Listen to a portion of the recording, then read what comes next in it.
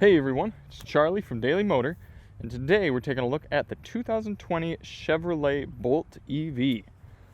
Now for those of you who aren't aware, this is Chevy's fully electric vehicle. It debuted back in 2017, but for 2020, it's been updated with some new battery chemistry that ups its EPA combined estimated range to 259 miles. So we're going to take a full in-depth review of the car here, walk around it, and take it for a drive, see what it's like out on the road, talk about some of its competitors, and wrap things up. Alright, so looking around the Bolt here, it may be a familiar face for some of you, especially if you've been researching EVs for a while now. Its design is a little unique in that it sits up, it's got the batteries down on the floor, it still gives the drivers and passengers a lot of headroom. It's actually packaged quite nicely. It's pretty usable. I actually had a fat tire bicycle in here, just had to take the front tire off and the whole thing fit actually quite easily thanks to this load floor. So you see, you have to lift things pretty high to get it up and over here, but then you've got this kind of cool two-stage floor setup here where you got this lower level and then this upper level right here that serves two purposes. One, you can keep it up top to have things underneath sort of sectioned off, like maybe you have your charging cable and a first aid kit and your ice scraper or something like that underneath. Then you can sort of just leave it like that and put your groceries or your day-to-day things right here. Or when you fold seats, which is done very easily, you get a nice flat load floor like that. And this thing you can pop off just like so, take it off fully, and then you get a completely flat load floor, which is how I used it. Well, that seat's really far back right now, but this is how I used it loading up the bike. Worked really well, but what I actually did to fit the bike in here even better was, get this back put up.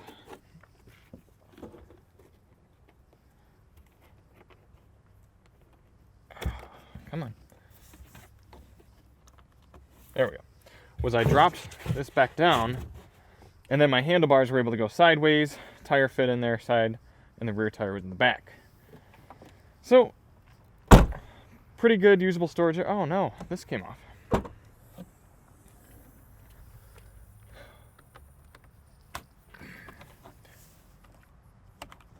So the one downside of the trunk area in the Bolt is that there are no grocery bag holders. It'd be nice to see just like a little hook here and a hook there, so that you could put some grocery bags in there and keep them from falling over.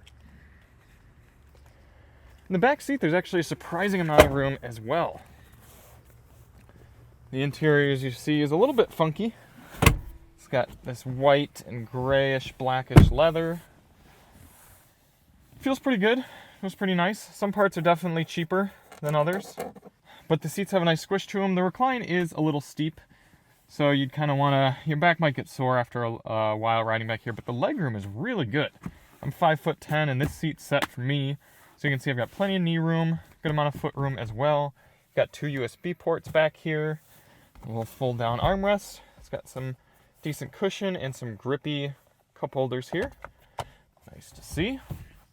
These headrests can either flip up for passengers or flip down for better seat folding and better visibility for the driver. These go up and down as well. All right.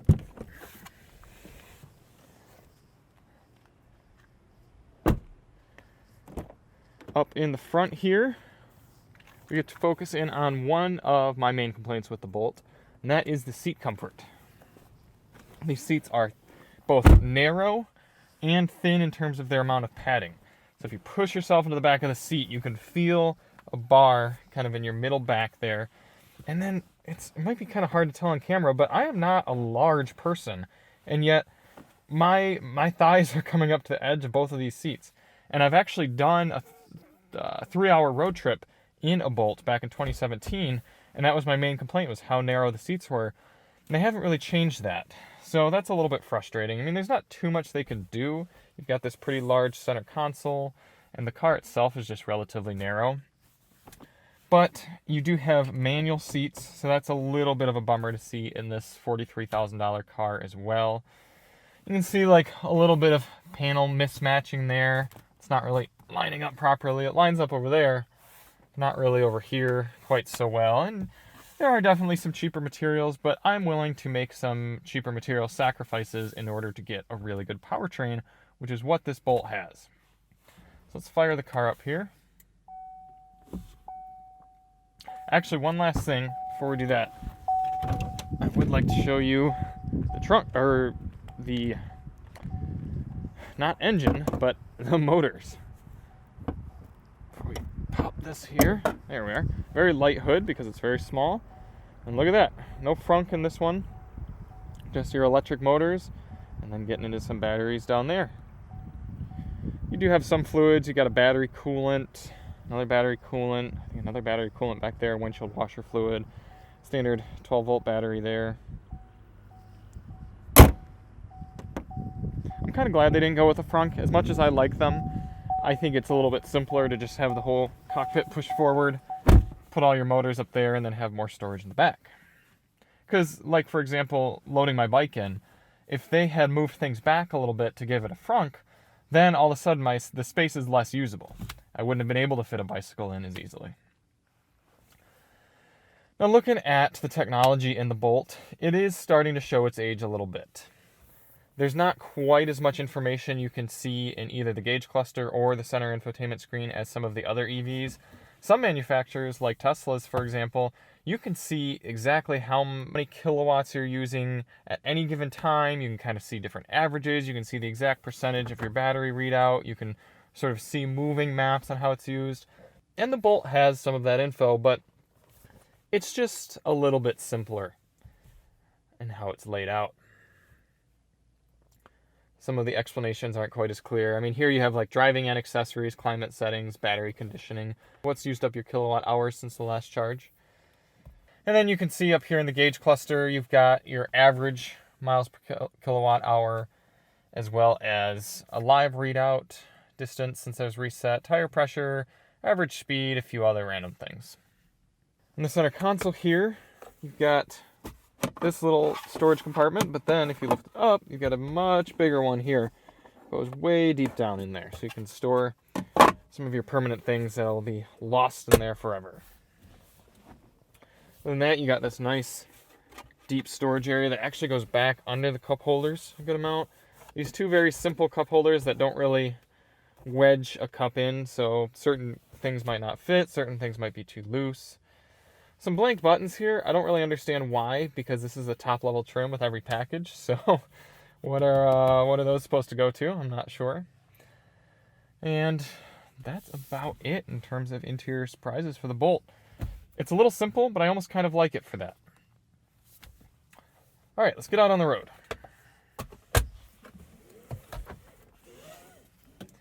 Now, when driving the Bolt, you've got this little joystick-looking shifter here. Works fine enough.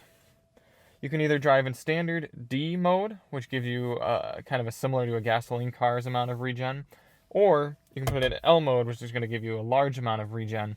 You can sort of drive without using the brake pedal. Something else that's kind of interesting that I found here in the parking lot, you can actually shift into reverse all the way up to 10 miles per hour. So you can see the car slowed down and started going reverse, and then back into drive even at 11. It might be up to like 13. Let's see. Oh, it won't do it at 14. Yep, 13 miles per hour, and it shifts. And it's okay to do that because I'm not actually changing a gear or anything. I'm just changing the direction that the engine's spinning. Yeah, you wouldn't want to do it a lot. It's still better to come to a stop, but just kind of cool that the software lets you do that.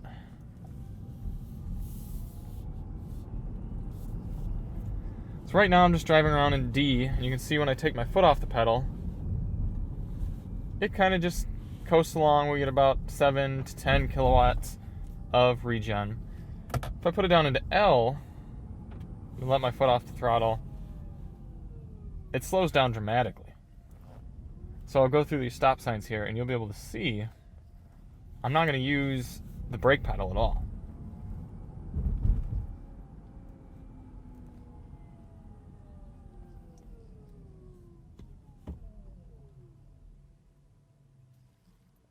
And it'll hold the vehicle at a stop too, so I don't have to keep my foot on the brake or anything. I just press the gas when I'm ready to go. Shoot over here.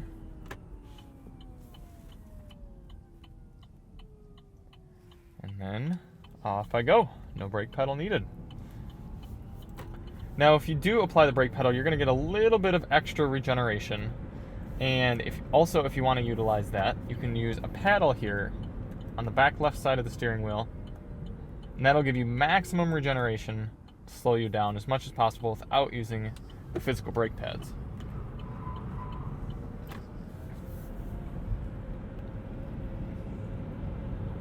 So I've really enjoyed driving this Bolt around the last week. It's so smooth, the powertrain is so good. And that's something I have with a lot of GM products, especially Chevys, but same with Cadillacs and Buicks, so really most GM products, is that they can do powertrain so well. And we're like Camaro SS, for example. Powertrain, transmission, engine, everything, so good. But then they mess up in other ways, and often interiors, pretty much just that. Their infotainment's really good, but the interiors are just a big letdown. And sometimes other weird decisions that were made for cost-cutting reasons typically, but who knows what some of the other reasons might be. So with the Bolt, I don't mind the exterior. I like the different colors that it's offered in. I'm not a huge fan of this gray, but there are some other really cool options, and I kind of appreciate that this gray exists because it is pretty different. And the infotainment works pretty well in this Bolt, just like most Chevys. The interior materials are pretty darn cheap. I don't mind it too much, but I have to admit that compared to some of its competitors like the Leaf, the Niro EV, and absolutely the Tesla, the Model 3, the Bolt it's pretty cheap feeling inside here. It's like a $20,000 economy car from Chevy, which is not great. But the ride's actually quite good. This 2020 model seems to be a little bit better damped than the 2017. And this is one of the only EVs that I've actually really enjoyed driving in one pedal mode. The Nissan Leaf, I didn't like it in its one pedal mode. The Niro and the Kona, when I drove them, I actually used the paddle shifters to adjust regeneration on the fly. So you'd hit the right paddle 3 times to get it up to max regen mode. And then when you're kind of pulling away, I'd hit the left paddle to turn regen all the way off. So it's a little more on-the-fly adjustments, kind of for fun. I probably wouldn't drive it that way if I were dailying it. But the Bolt, I usually just put it into L mode and drive along. Let's do a little panic stop and then a 0 to 60 here.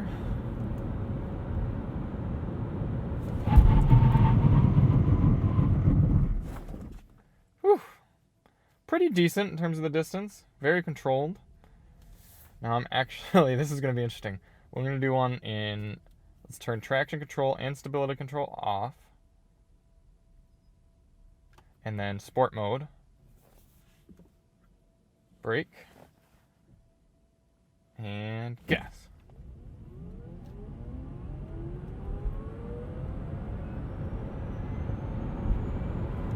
So it didn't actually end up getting any tire spin. So I'm going to try that one more time and see if we notice anything different.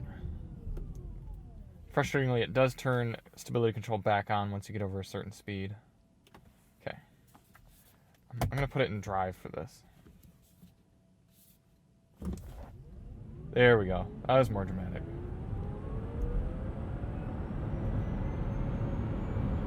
Still kind of surprised that it didn't spin the tires, but you can definitely spin them around corners, as you'll see up here.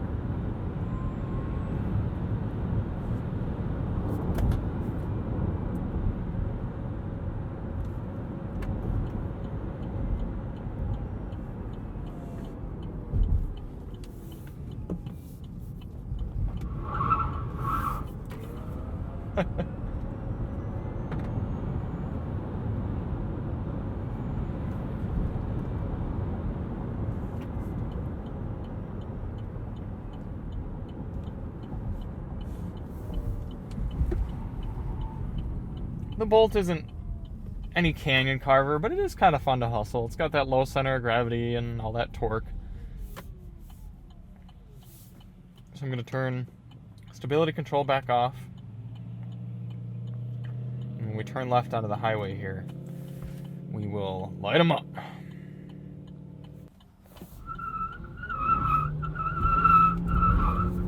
That's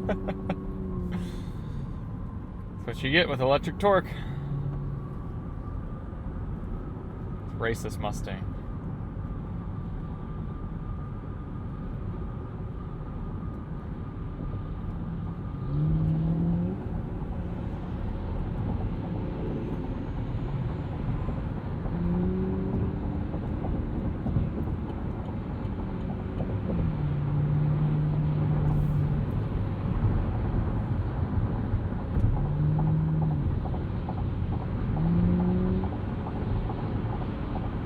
Up here at highway speeds, we're actually not going to be able to get all the way to 70. There's a surprising amount of traffic going this way.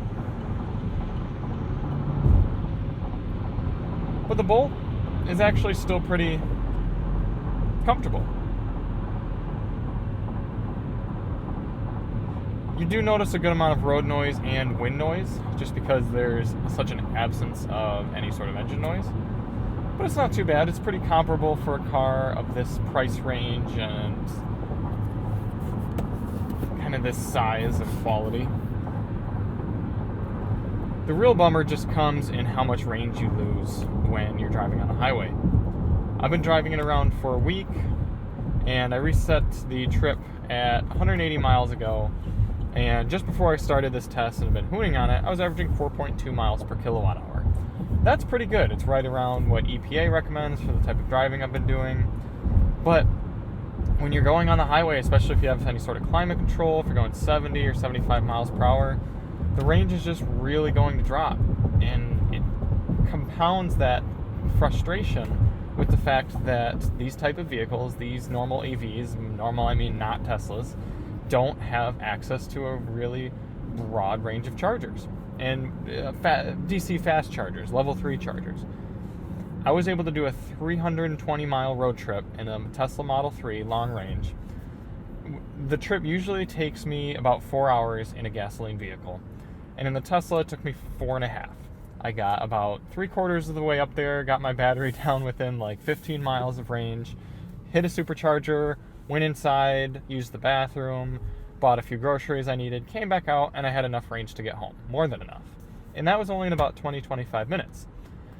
If I were to try to do that same trip in this Bolt right now, here in 2020, it would take me, if I even made it, I'd have to drive much slower, and I think it would take me about 7 or 8 hours, because heading into the northern parts of Michigan, a little more remote area, there are no DC fast chargers.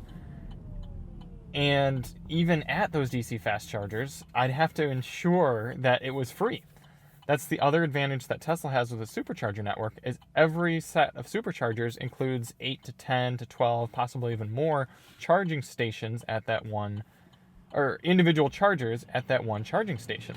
Most DC fast chargers that you come across only have one of each kind of plug. They have the CHAdeMO for like the older Nissan Leaf for their fast charging, and then this either CCS or SAE DC fast charging that the Chevy Bolt uses. So if you were to pull up to one of those chargers and be like 3 miles of range or 10 miles of range, you pretty much need that charge in order to make it to your destination, and another vehicle were plugged in there, you'd have to wait. So it's definitely something to consider, and it's one of my main reasons that I haven't seriously considered an electric vehicle outside of a Tesla. I really, really like driving the Bolt. And admittedly, I like it more probably than every other EV on the market that isn't a Tesla. Save for, I actually kind of like the Ioniq EV better, but the range just is not there compared to the larger vehicles that only has like 150, 160 miles of EV range. And the Niro EV is pretty good, but it's only available in 13 states as of now, and its styling's a little strange, and it costs a little bit more than the Bolt. For me, the Chevy Bolt really checks just about all of the boxes except for that usability factor. And because of that, I'd definitely be looking at a Model 3, or really, if it were me, I'd be looking at a used Model S way before I could justify buying a Chevy Bolt. Now, if I lived in a large city, metropolitan area, something like LA, somewhere where most of my traveling was not on 55 plus mile an hour roads and a lot of highway driving, that sort of deal, hands down, no brainer, it'd be so easy to live with this car. And still, for probably 90% of my driving, 80 to 90% of my driving or so, the Bolt would 100% still fit my needs. And for that reason, I would absolutely consider one as a second or third or fourth vehicle, spouse vehicle or something like that. But for me, for it to be my only car, that not only just the range, but the charging ability kills it for me. Despite the infrastructure issues, the Bolt really is a great car to drive, and it's an impressive powertrain as well. And if you like it, you should definitely check one out. Thanks everyone for watching. If you enjoyed the video, please hit that subscribe button. I'm Charlie from Daily Motor, and we'll see you on the next one.